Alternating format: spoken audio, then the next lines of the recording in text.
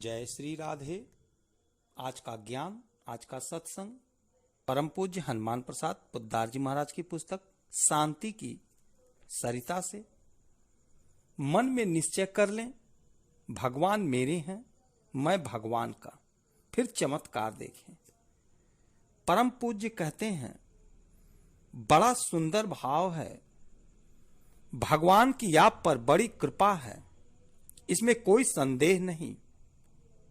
हमको भगवान इन आंखों से चाहे न दिखाई दें, पर यह निश्चय समझ लेना चाहिए कि हमारे पास वे सदा सर्वदा रहते हैं, कभी भी हमको छोड़कर अलग नहीं होते। पर हमारा पूरा निश्चय न होने से हम उन्हें भूले हुए हैं, इसी से अशांति अनुभव करते हैं। हीरों का हार अपने गले में ही है, वह कपड़ों से ढका है। इस बात को भूल जाने से मनुष्य उसे बाहर ढूंढता है और न मिलने पर दुखी होता है।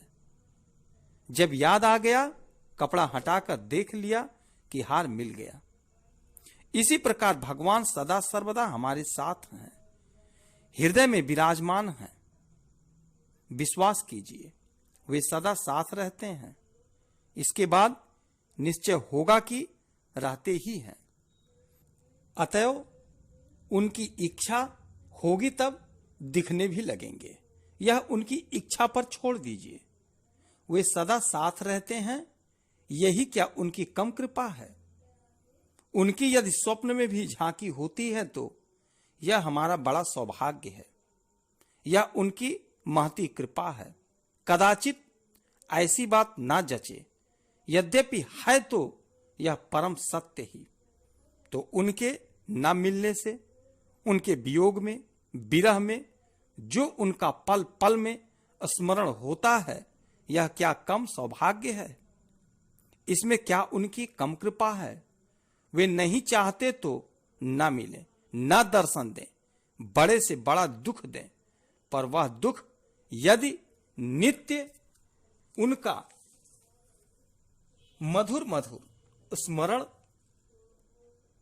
कराता हो तो क्या हमारी यह चाह नहीं होनी चाहिए कि उनके इस मधुर मधुर स्मरण मुख का महान आनंद, महान सौभाग्य हमें प्रतिक्षण मिलता रहे।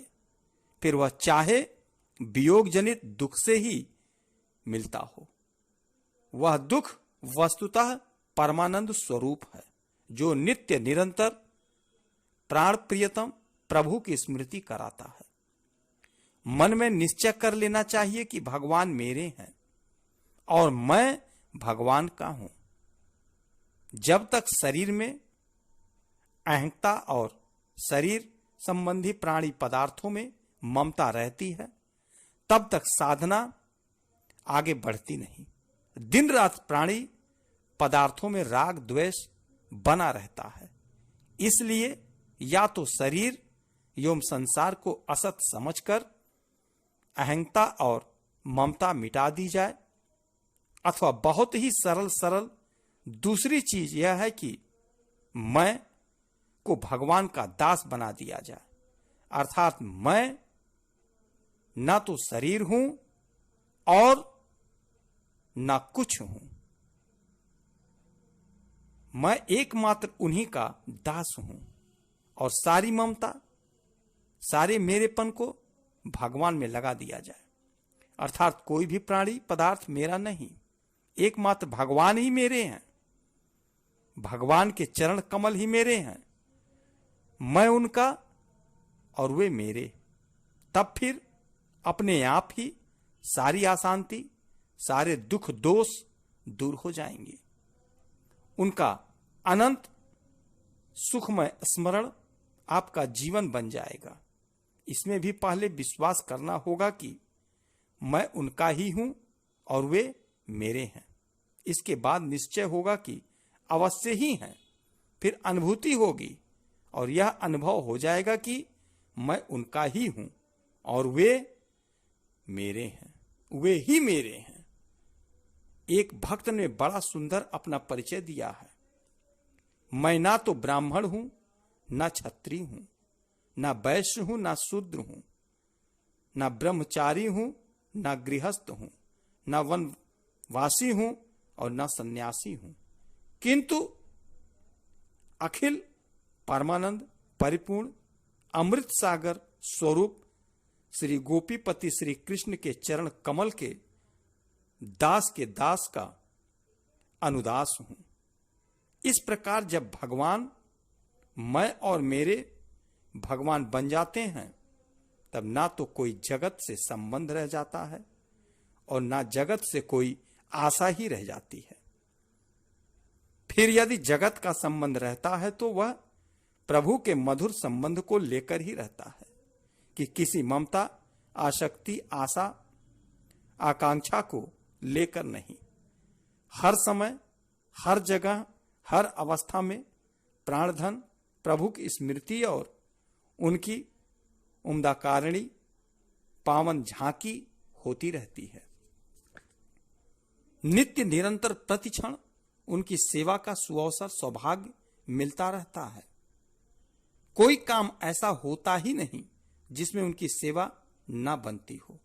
हम सोते हैं और उनकी सेवा होती है, हम खाते हैं और उनका भोग लगता है, क्योंकि प्रभु की सेवा को छोड़कर फिर अलग अपना कोई काम रह ही नहीं जाता। इसी से भगवान कहते हैं कि वह मेरा ही काम करता है। इसलिए सेवा प्राण, सेवा परायण, सेवा जीवन भगवान के सेवक उनकी सेवा को छोड़कर दिए जाने पर भी मुक्ति स्वीकार नहीं करते। कौन विषयी है, कौन साधक, यह सब कुछ मत देखिए। दूसरों में दोष देखने से अपने में गुण का अभिमान जागृत होता है।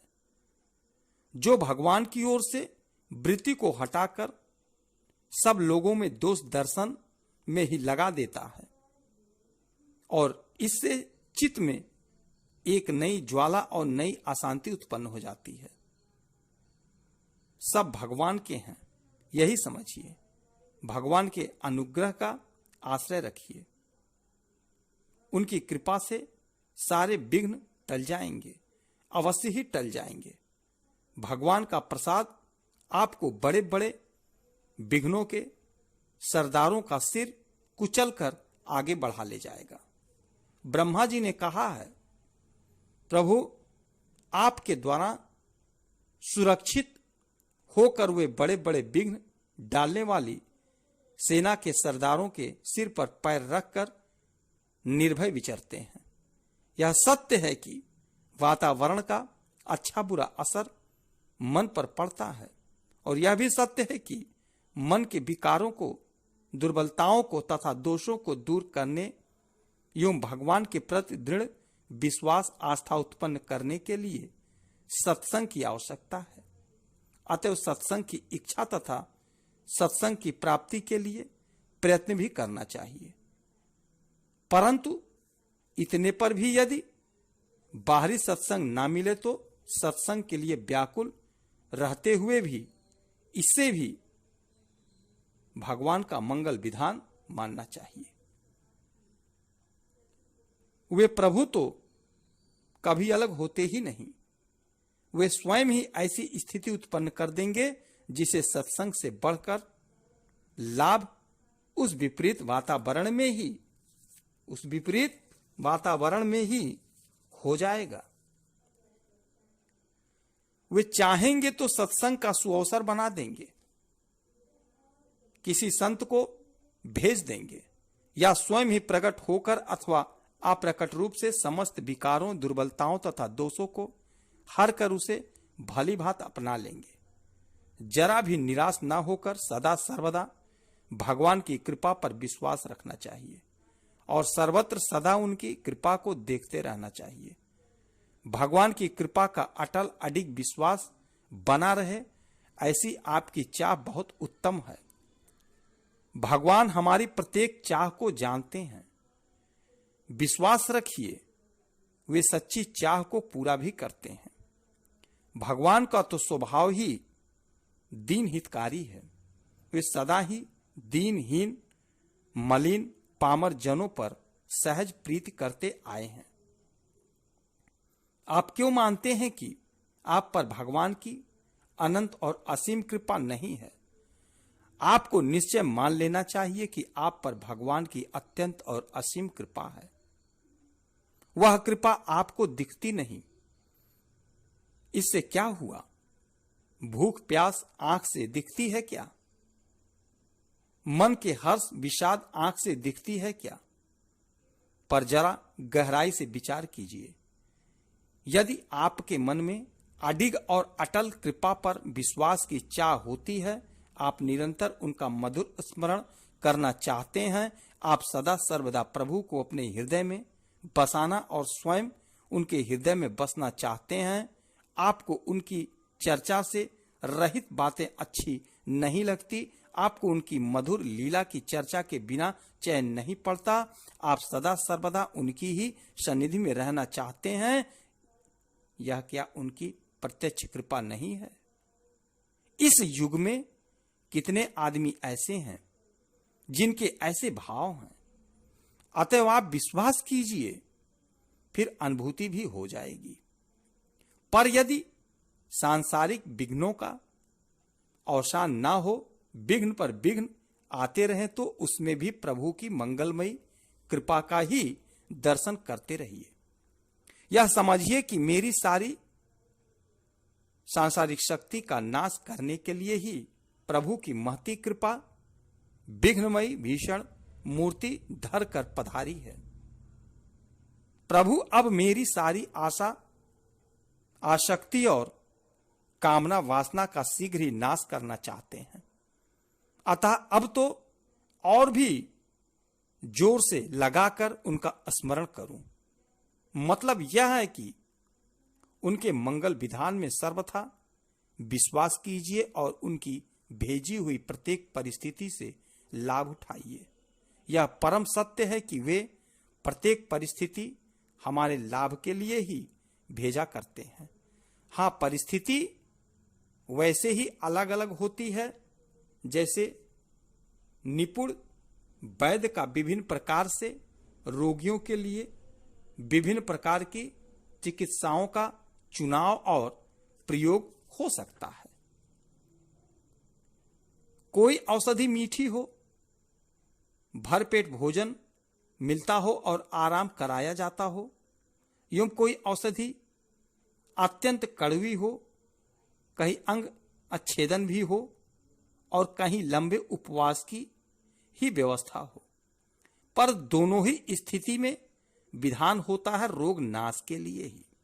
इसी प्रकार भगवान के प्रत्येक मंगलमय विधान को मंगलमय समझकर सादर ग्रहण कीजिए और हर परिस्थिति में कृतज्ञतापूर्वक उनका स्मरण करते रहिए। समर्पण तो वे हमारी चीज का आप ही कर लेंगे, समर्पण तो वे अपनी चीज का आप ही कर लेंगे। अपनी ओर से समर्पण की तैयारी करनी चाहिए। यह कभी मत समझिए कि उनके घर उनके हृदय में हमारे लिए जगह नहीं है। हमको तो वे अपने हृदय में ही रखते हैं और वे सदा हमारे हृदय में ही रहते हैं, पर सहसा प्रत्यक्ष नहीं होते। इसमें भी उनका मंगलमय रहस्य ही है। अतएव सदा सब प्रकार से उल्लसित और प्रफुल्लित हृदय से उनका मंगल स्मरण करते रहिए। प्रभु का मंगल स्मरण करते रहिए। जय श्री राधे।